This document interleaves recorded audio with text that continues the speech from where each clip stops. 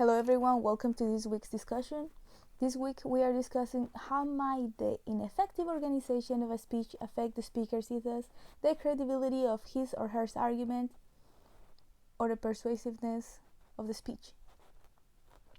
As we already know, audience is more likely to be persuaded by someone who they trust.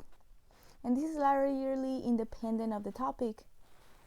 If the audience already trusts the speaker, chances are they're going to continue following. But how to get to the trust point? How to get them to trust you and actually listen and pay attention to the speaker? Very easy. It's following a pattern.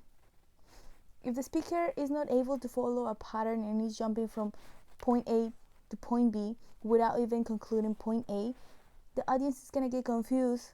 They're going to lose focus. And they're not being focused on the speech. How are they going to trust you at the end? When you get to the conclusion, because they didn't pay attention, because you were jumping from point A, point B, point A, point B, without even concluding the previous point. Very simple, huh? As we already know, the introduction, the body, and the conclusion are that's pretty much the whole speech. But there's really much to it, because the speaker might get lost in the middle of the speech, the body. That's where all the meat is. As we already know, a well-organized speech doesn't necessarily mean having all the information, but having the information staged accordingly to the points.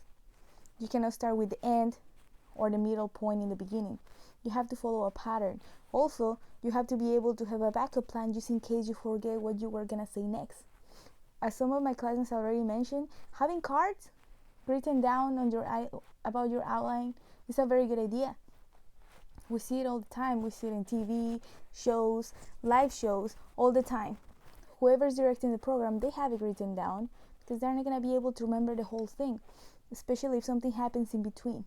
What if somebody asks you a question and then you cannot come back to the point where you were talking about?